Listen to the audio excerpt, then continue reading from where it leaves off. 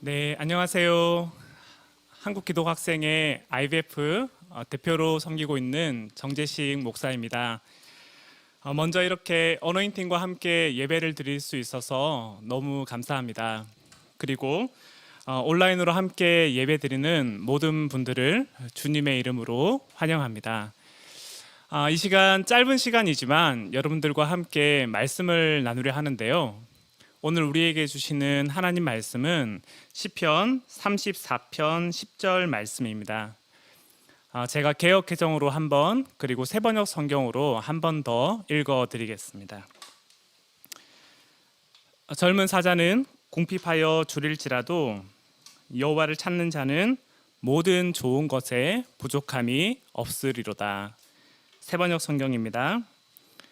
젊은 사자들은 먹이를 잃고 굶주릴 수 있으나 주님을 찾는 사람은 복이 있어 아무런 부족함이 없을 것이다. 아멘. 네, 우리가 방금 시편 34편에 기록된 말씀을 읽었는데요. 이 시편 34편의 표제를 보면 본문의 배경에 대해 이렇게 기록하고 있습니다. 다윗이 아비멜렉 앞에서 미친 채 하다가 쫓겨나서 지은 시.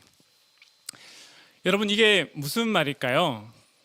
이것을 우리가 이해하기 위해서는 사무엘서에 기록된 내용을 살펴볼 필요가 있는데요. 우리가 잘 알다시피 다윗이 이스라엘의 영웅으로 등극한 때가 언제죠? 네, 바로 다윗이 골리앗을 죽였을 때입니다. 다윗이 작은 물맷돌로 돌을 이렇게 휑휑 돌리다가 그 돌을 골리앗에게 던지죠. 그리고 그 돌이 골리앗의 이마에 맞고 골리앗이 죽게 됩니다. 그때 그 사건을 계기로 다윗은 이스라엘의 국민적 영웅으로 등극하게 되는데 많은 사람들이 이런 노래를 부릅니다. 사울은 천천히요, 다윗은 만만히로다. 그런데 이 소식을 듣고 화를 주체하지 못하는 한 사람이 등장합니다. 그게 누구냐면 그 당시 이스라엘의 왕으로 섬기고 있던 사울이었습니다. 사울은 혹시라도 다윗이 자기 자리를 노리는 것은 아닐까 하는 두려움 때문에 다윗을 죽이려는 암살 작전에 들어가기 시작합니다. 다윗을 전쟁터에 내보내고 다윗에게 창을 던지고 다윗을 죽이기 위한 여러 계략들을 세우기 시작합니다.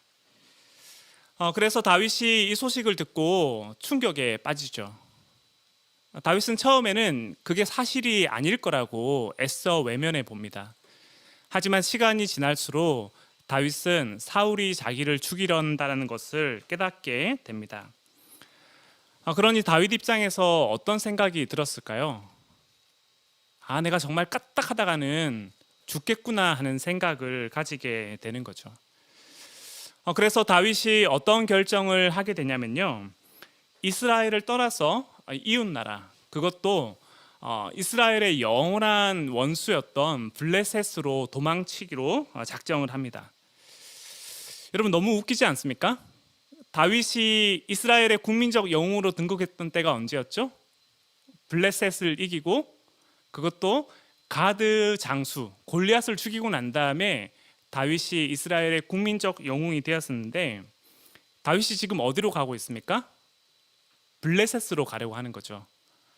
그것도 골리앗의 고향이었던 가드 지역으로 가려고 하고 있습니다.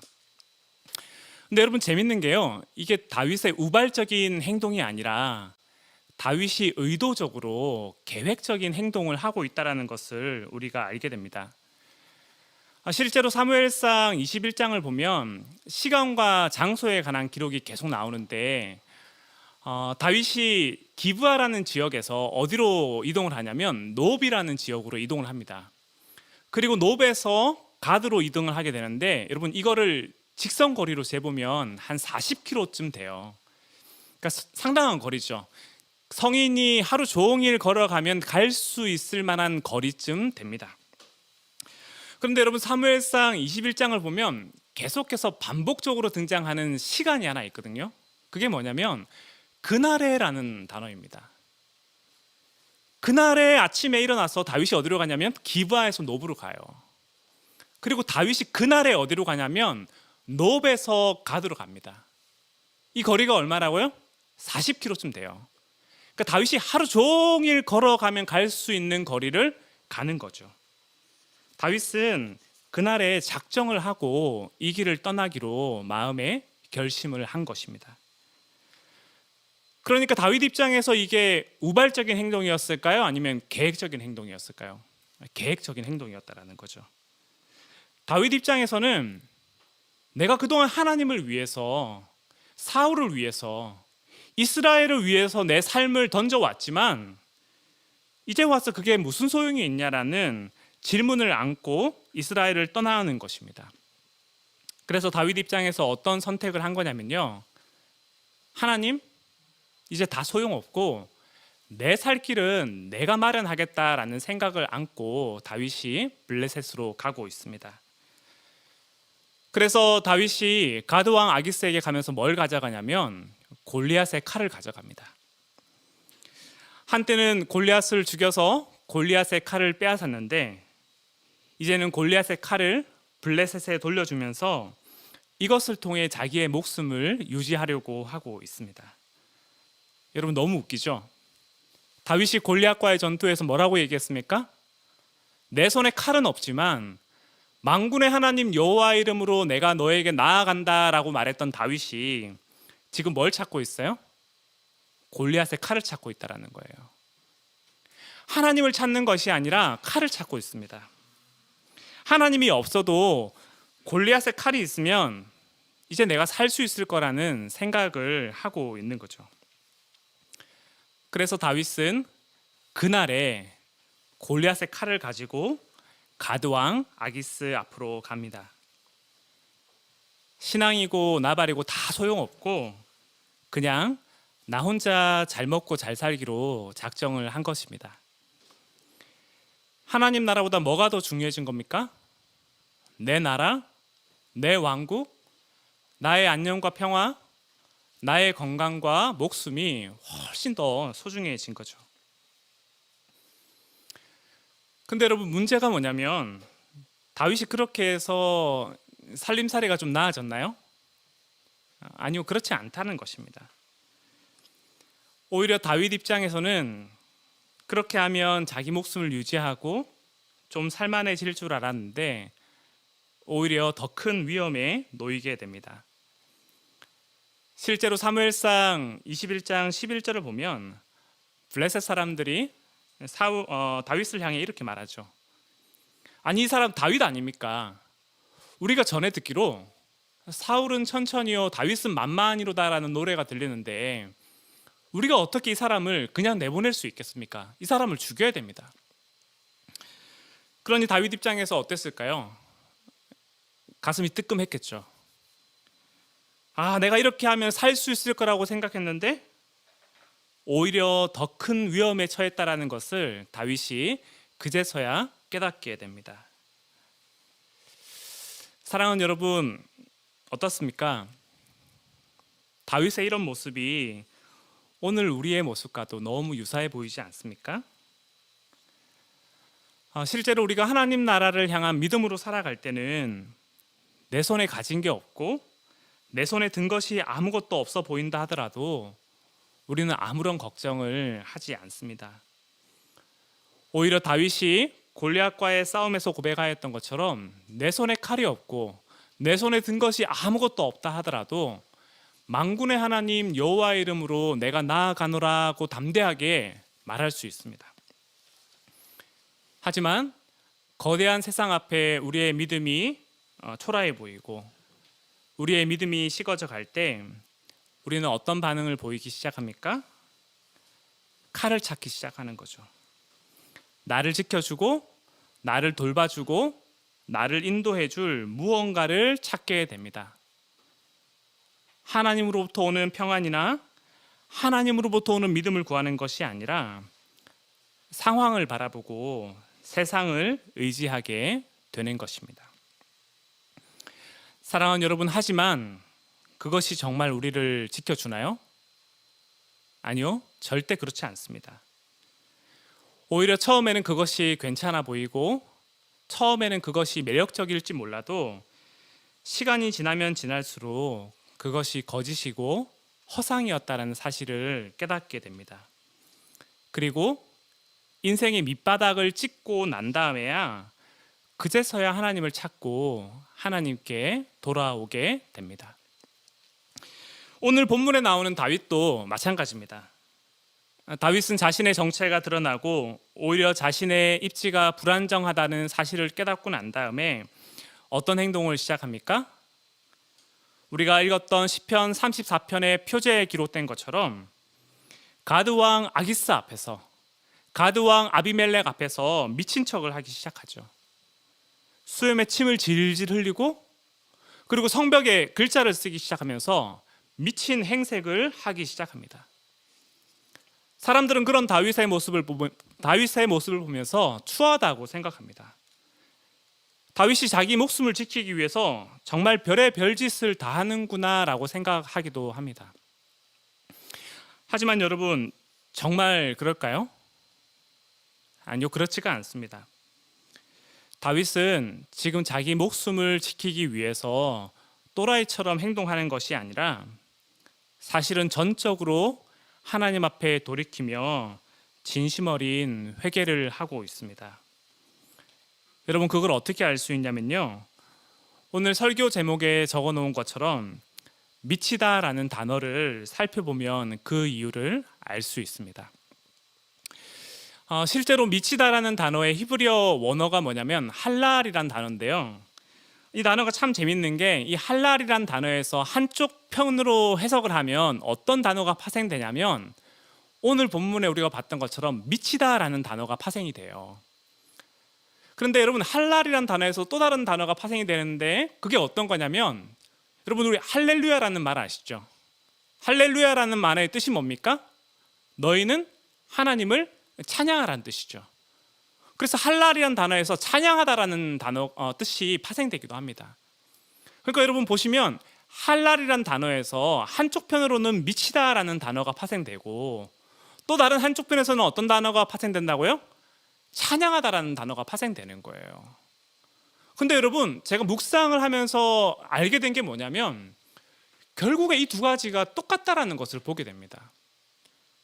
여러분, 실제로 우리가 하나님을 찬양하고 하나님을 예배하고 하나님 앞에 엎드려 기도하고 하나님 앞에 우리의 전심을 드러내놓을 때 세상 사람들은 그런 우리의 모습을 보면서 뭐라고 얘기합니까?